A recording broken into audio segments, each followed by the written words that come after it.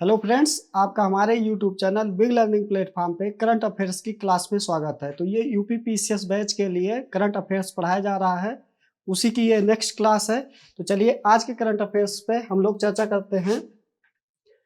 अग्नि 5 ballistic missile जिसका ओडिशा में सफलतापूर्वक क्या किया गया, प्रशिक्षण किया गया, इसकी मारक क्षमता कितनी है? इसकी जो मारक क्षमता है 5000 किलोमीटर से ज़्यादा है। यह एक अंतर महाद्वीपीय भी मिसाइल है, यानी कि एक महाद्वीप से यह दूसरे महाद्वीप में भी जाने की क्षमता इस मिसाइल में है। और अग्नि 5 इसका नाम क्यों दिया गया है? अग्नि 5 नाम इसका इसलिए दिया गया कि इस सीरीज की ये पांचवी क्या है, मिसाइल है जो अभी हाल फिलहाल में लॉन्च किया गया है। इससे पहले अग्नि की जो सीरीज है मिसाइल की, उससे 4 मिसाइलें और पहले भी लॉन्च कर चुके हैं, उसको भी हम देखने का प्रयास करते हैं। तो भारत ने 15 दिसंबर 2022 को परमाणु सक्षम अग्नि 5 बैलिस्टिक मिसाइल का सफलतापूर्वक क्या किया गया है, ओडिशा के तट से और अब्दुल कलाम द्वीप से किया गया है इसका प्रशिक्षण। और जिसकी मारक क्षमता कितनी है, तो 5000 किलोमीटर इसकी मारक क्षमता है। अग्नि सीरीज 1 जो थी वो कितनी उसकी मारक क्षमता थी, तो 7 से 800 किलोमीटर उसकी मारक क्षमता थी। अग्नि 2 की जो है वो 2000 किलोमीटर से अधिक उसकी मारक क्षमता थी, जबकि अग्नि 3 की 2500 से ज़्यादा उसकी मारक क्षमता निर्धारित की गई थी। अग्नि 4 की जो है वो 3500 किलोमीटर से अधिक मारक क्षमता निर्धारित की गई थी। और जबकि अग्नि जो 5 है, जैसे कि अग्नि 5 जो है वो 5000 किलोमीटर से भी दूरी उसकी मारक क्षमता निर्धारित की गई है। अग्नि 5 जो है यह एक अंतर महाद्वीपीय बैलिस्टिक मिसाइल है और जिसकी रेंज 5000 किलोमीटर से भी अधिक है।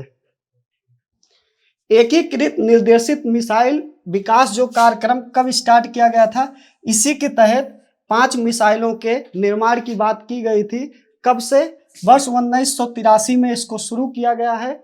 इस कार्यक्रम का विचार जो हम एपीजे अब्दुल कलाम के बारे में पढ़ते हैं, जो भारत के राष्ट्रपति भी बनते हैं और एक वैज्ञानिक भी थे, तो उन्हीं के दिशा निर्देश में ये जो मिसाइलें लॉन्च की गई हैं उन्हीं के दिशा निर्देश में की गई थी। तो इसका उद्देश्य क्या था? तो इसका उद्देश्य जो है मिसाइल प्रौद्योगिकी के क्षेत्र में आत्मनिर्भरता हासिल करना है। और साथ ही साथ यह कार्यक्रम जो है मार्च 2012 में पूर्ण हुआ। इस कार्यक्रम के तहत 5 मिसाइलें, जैसे कि हमने आपसे चर्चा की, 5 मिसाइलें विकसित की गई थी। उनमें से जो पहली मिसाइल थी वो आकाश थी। आकाश क्या थी? आकाश जो मिसाइल थी ये सतह से आकाश में मार करने में सक्षम माध्यम दूरी की एक मिसाइल थी। और दूसरी जो थी पृथ्वी थी, जो सतह से सतह पर मार करने में सक्षम दूरी की, यह भी एक बैलिस्टिक मिसाइल थी।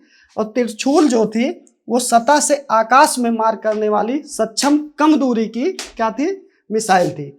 अग्नि जिसके बारे में हम लोग पढ़ रहे हैं, तो अग्नि थी सतह से मार करने में सक्षम दूरी की बैलिस्टिक मिसाइल थी।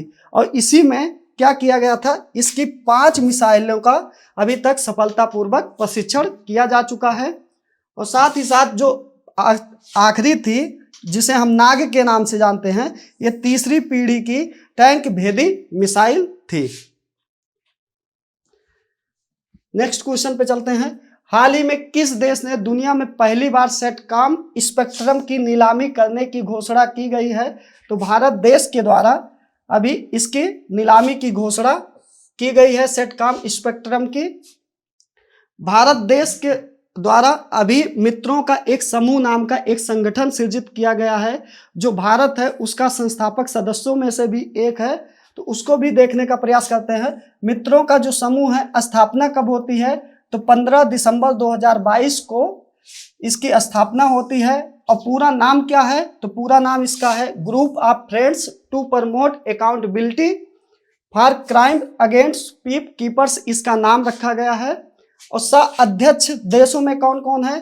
भारत है, पड़ोसी देश बांग्लादेश है, मिस्र है, फ्रांस है, मोरक्को है और साथ ही साथ नेपाल। यानी इन देशों के द्वारा इस मित्रों का जो समूह संगठन है उसके क्या किया गया है, स्थापना किया गया है।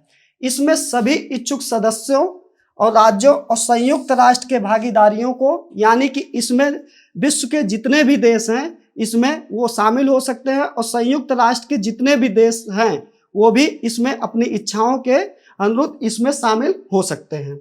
हाल ही में भारत का जो फिजी जो देश है वहाँ पे क्या किया गया, 12वें विश्व हिंदी सम्मेलन का आयोजन फिजी देश में किया गया है। हाल ही में भारत में तेजाब की ऑनलाइन बिक्री के लिए केंद्रीय उपभोक्ता संरक्षण प्राधिकरण ने नोटिस जारी किया गया है कि ऑनलाइन जितनी भी ट्रेडिंग कंपनियां हैं उनको तेजाब बेचने पर बैन कर दिया गया है। किसके द्वारा, तो केंद्रीय उपभोक्ता संरक्षण प्राधिकरण के द्वारा, कि अब ऑनलाइन माध्यम से तेजाब की बिक्री नहीं की जा सकती भारत में। उधमपुर श्रीनगर बारामूला जो रेल लिंक परियोजना है बनाई गई है। भारत की सबसे लंबी एस्केप टनल की लंबाई कितनी है, तो 12.895 किलोमीटर इसकी लंबाई रखी गई है, जो सबसे लंबी परियोजना है रेल लिंक की परियोजना की।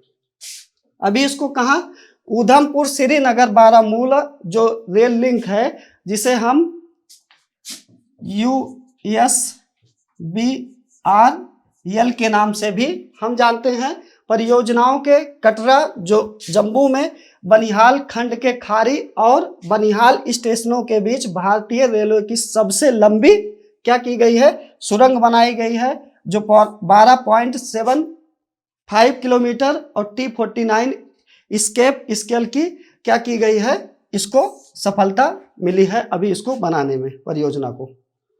केंद्रीय वित्त मंत्री श्रीमती निर्मला सीतारमण ने कहाँ पे वर्चुअल माध्यम से जीएसटी परिषद की 48वीं बैठक की अध्यक्षता की गई है।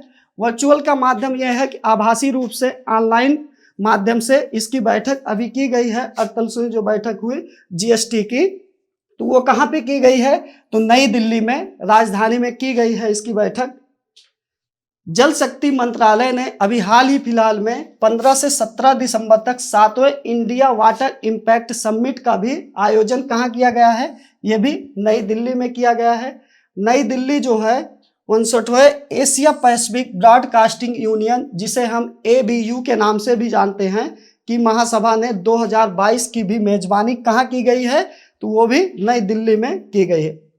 थीम क्या रखी है इसकी, तो थीम इसकी सेवा करना थीम रखा गया है। टाइम्स हायर एजुकेशन द्वारा जारी जो global employability university ranking and सर्वे में जो सबसे उच्च स्थान पे भारत का कॉलेज रहा है वो कौन सा रहा है, IIT का जो दिल्ली भारतीय संस्थान है वो टॉप पे रहा है, अभी जो इसके द्वारा सूची जारी की गई थी। विश्व स्वास्थ्य संगठन का भारतीय मुख्यालय भारत की राजधानी में है। जैसे कि आपको पता है जो विश्व स्वास्थ्य संगठन है वो स्विट्जरलैंड के जिनेवा में स्थित है उसका मुख्यालय, लेकिन उसके कई अन्य क्षेत्रीय भी मुख्यालय बनाए गए हैं। तो उसका जो मुख्यालय भारत में अवस्थित है वो कहाँ पे, वो भी नई दिल्ली में अवस्थित है। और हिंद प्रशांत क्षेत्रीय वार्ता जो 2022 की जाती है वो भी नई दिल्ली में ही की जाती है। केंद्रीय गृह मंत्री एवं सहकारिता मंत्री श्री अमित शाह ने 25वीं पूर्वी क्षेत्रीय परिषद की बैठक की अध्यक्षता कहाँ की गई है, तो ये अध्यक्षता पश्चिम बंगाल के कोलकाता में अभी इसका समापन किया गया है।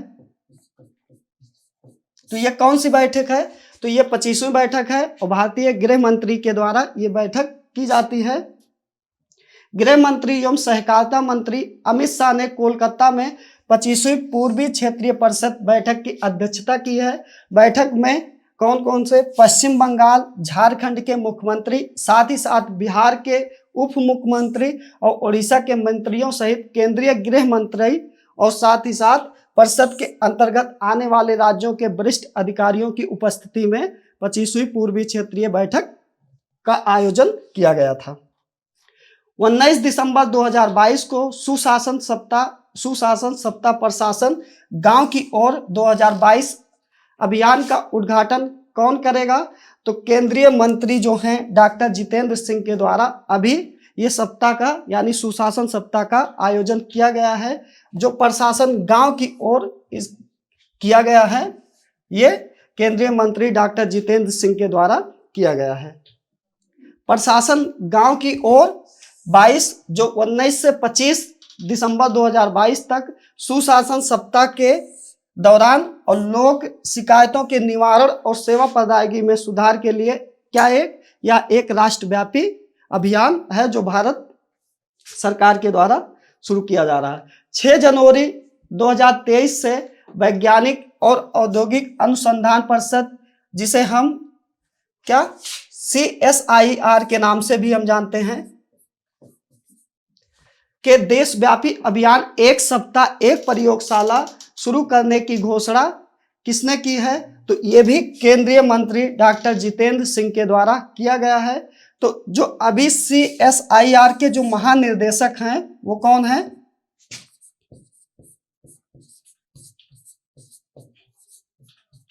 महानिर्देशक जो हैं CSIR के वर्तमान समय में वो राजीव कुमार बहल जी हैं।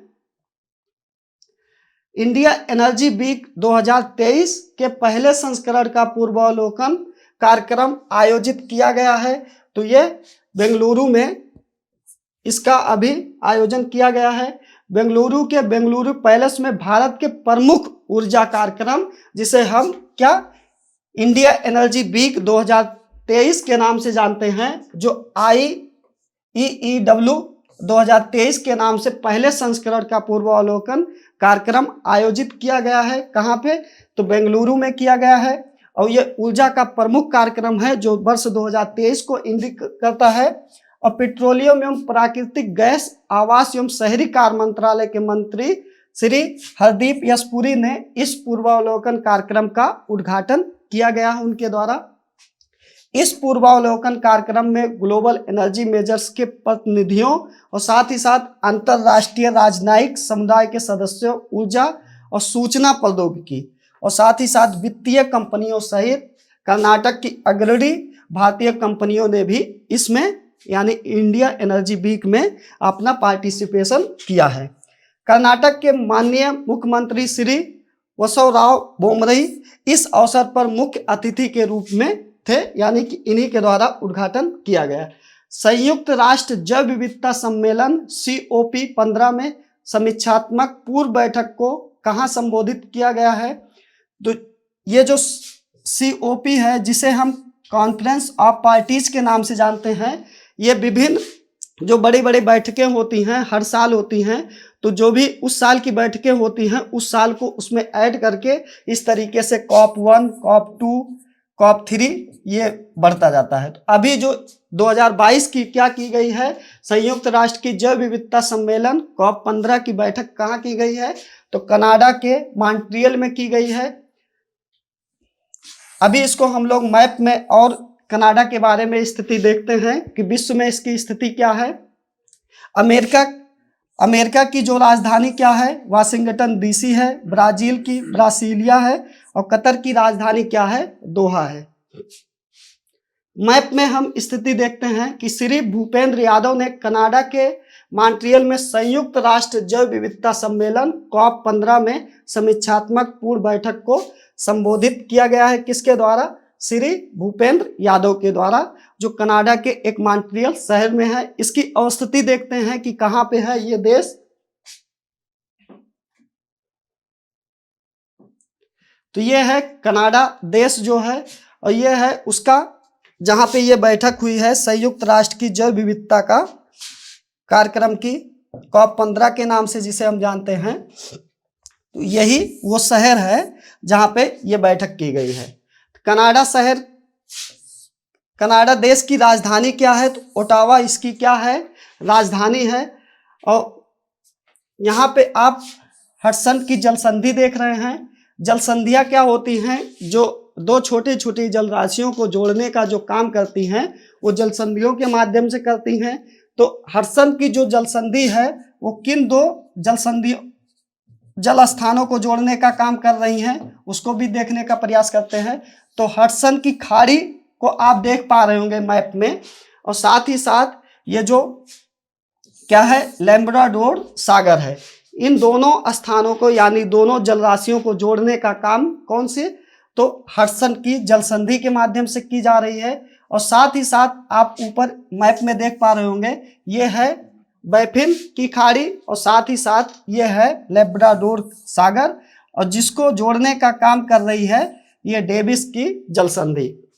यानी कि अगर ये पूछा जाता है हमारे किसी भी परीक्षा में कि जो हडसन की जल संधि है या डेविस की जल संधि है वो कहाँ पे अवस्थित है या कहाँ पे पड़ता है, तो वो कनाडा देश में अवस्थित है। और डेविस जो जल संधि है वो किन दो प्रमुख स्थानों को जोड़ने अलग करने का काम करती है, तो ग्रीनलैंड आप देख पा रहे होंगे मैप में, और साथ ही साथ कनाडा को ये अलग करने का काम करती है डेविस जल संधि के माध्यम से।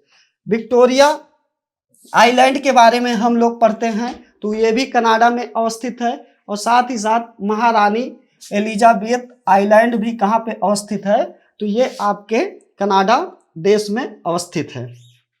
ओटावा क्या है, इसकी राजधानी है, और जो COP 15 की बैठक हुई है संयुक्त राष्ट्र जैव विविधता की, तो ये मॉन्ट्रियल शहर में अभी इसकी बैठक हुई है। और वुफर्ड सागर के बारे में हम लोग पढ़ते हैं, तो ये भी यहीं पे अवस्थित है। चलते हैं नेक्स्ट क्वेश्चन पे।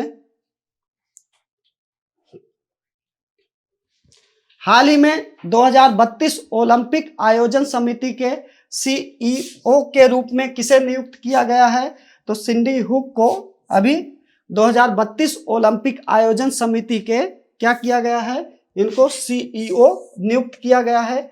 सर जेरेमी फरार कौन है, तो इस समय WHO के मुख्य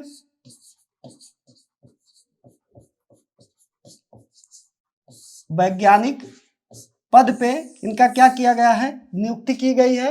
रेखा शर्मा इस समय राष्ट्रीय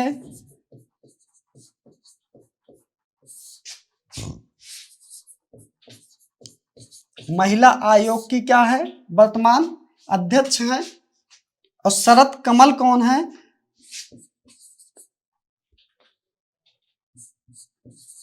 एथलीट कमीशन के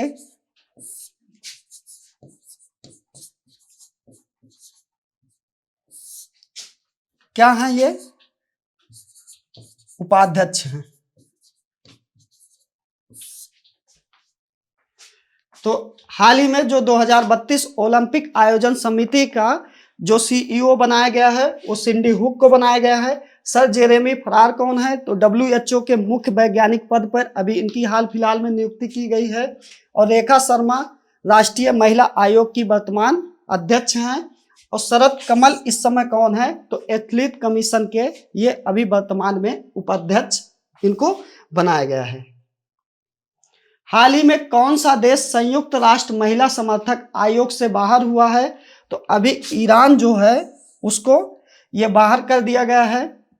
किसके द्वारा, संयुक्त राष्ट्र की जो संस्था है उसके द्वारा जो संयुक्त राष्ट्र महिला समर्थक आयोग बनाया गया है। जैसे कि आपको पता है कि जो संयुक्त राष्ट्र में 6 प्रमुख अंग है, तो उसी का जो सामाजिक और आर्थिक अंग है उसी के द्वारा ये क्या किया जाता है, ये आयोग बनाया गया है। उसकी स्थिति हम इस प्रकार समझने का प्रयास करते हैं।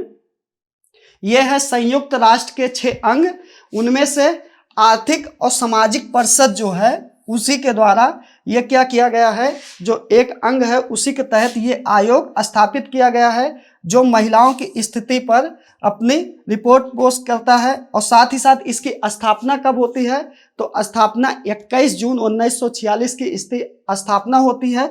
मुख्यालय कहाँ है इसका, न्यूयॉर्क में है। मुख्य कार्यकारी अधिकारी इस समय कौन है इस आयोग की, तो सीमा कौन है, सीमा बोहोस जी इसकी मुख्य कार्यकारी यानी CEO बनाया गया है इनको। और संयुक्त राष्ट्र के जो 6 अंग है उनमें से महासभा है। महासभा के द्वारा 10 दिसंबर को जो विश्व मानवाधिकार हम लोग पढ़ते हैं वो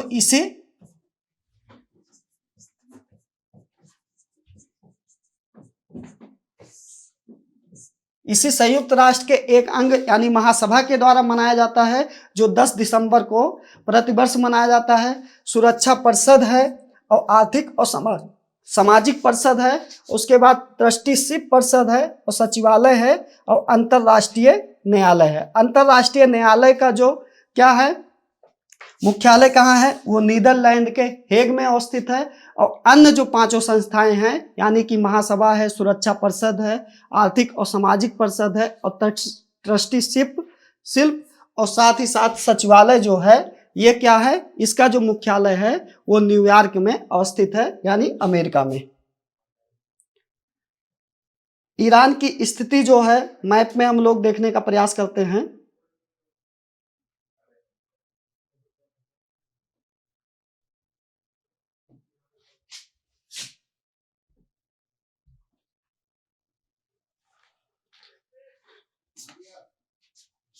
ईरान जो है ये ईरान का मैप है और उसकी राजधानी क्या है, तेहरान इसकी राजधानी है। इससे सटे जो जितने भी देश हैं उसको भी हम देखने का प्रयास करते हैं। तो इधर आप पाकिस्तान की स्थिति देख पा रहे हैं, ये भी इससे सीमा साझा करता है, अफगानिस्तान से भी सीमा साझा करता है और तुर्कमेनिस्तान से भी अपनी क्या सीमाएं साझा करता है ईरान। और साथ ही साथ कैस्पियन सागर के बारे में हम लोग पढ़ते हैं तो उससे भी ईरान देश अपनी सीमाएं साझा करता है। उसके बाद आर्मेनिया है और अजरबैजान है और साथ ही साथ तुर्की है और उसके बाद फिर इराक जिनसे ये अपनी सीमाएं साझा करता है। और पार्सियन गल्फ के बारे में आप लोग पढ़ते हैं, ये है स्टेट आज हार्मुज यानी कि हार्मुज की जल संधि। ये जो जल संधि है ये किन जो जल संधि है हार्मुज की, ये स्पेशली ओमान की खाड़ी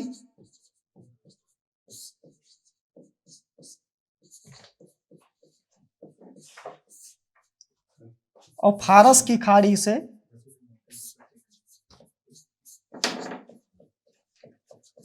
जोड़ने का काम कौन से हॉर्मुज की जल संधि के माध्यम से किया जाता है। तो ये आप मैप में देख पा रहे होंगे, ये ईरान की राजधानी है। यहाँ की मुद्रा क्या है, तो रियाल यहाँ की मुद्रा है।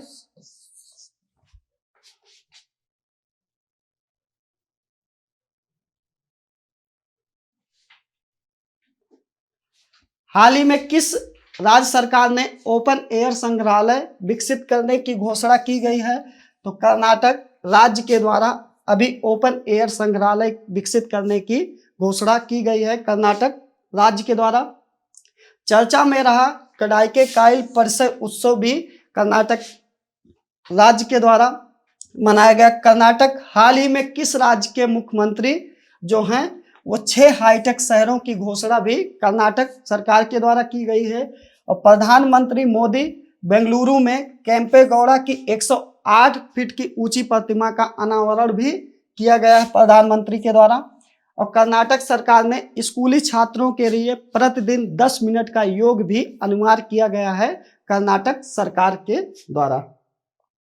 हाल ही में किस राज्य सरकार द्वारा अरुणोदय 2.0 योजना यानी कि ये इसका दूसरा फेज है, तो अरुणोदय 2.0 योजना शुरू की गई है किसके द्वारा, तो असम सरकार के द्वारा ये योजना का शुभ आरंभ किया गया है। असम के मंत्रिमंडल ने अभी क्या किया गया है, सफाई कर्मचारी आयोग बनाने का निर्णय या विधेयक पेश किया गया है असम सरकार के द्वारा। पूर्वोत्तर के पहले यूनानी चिकित्सा क्षेत्रीय केंद्र का उद्घाटन भी कहाँ पे, सिलचर में किया गया है। असम के जो मुख्यमंत्री हैं वो बाजरा मिशन की शुरुआत की गई है असम के मुख्यमंत्री द्वारा। और ट्रीज बियॉन्ड फॉरेस्ट कार्यक्रम भी कहाँ पे शुरू किया गया है, वो भी असम सरकार के द्वारा किया जाता है। और साथ ही साथ जो एक सींग वाला जो गैंडा है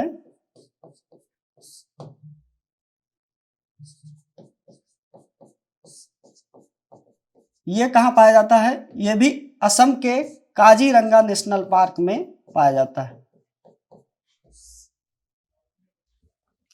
और इसी एक सींग वाले गैंडे को जला के जो राख की प्रतिमा बनाई गई है जिसे हम एडोब ऑफ यूनिकॉर्न के नाम से जानते हैं, उसका भी अनावरण कहाँ पे किया गया है, तो असम में किया गया है। चलते हैं नेक्स्ट क्वेश्चन पे। हाल ही में EIU द्वारा जारी world wide cost of living index में कौन शीर्ष पे रहा है? तो न्यूयॉर्क जो USA का एक शहर है वो अभी इस रिपोर्ट में फर्स्ट स्थान पे रहा है। हाल ही में किसने औपचारिक रूप से यूरोपीय संघ में शामिल होने के लिए आवेदन किया गया है? तो कोसोवो के द्वारा अभी ये आवेदन किया गया है और यूरोपीय संघ में शामिल होने का। यूरोपीय संघ जो है ये 28 देशों का समूह है जो अभी हाल फिलहाल में ब्रेग्जिट के माध्यम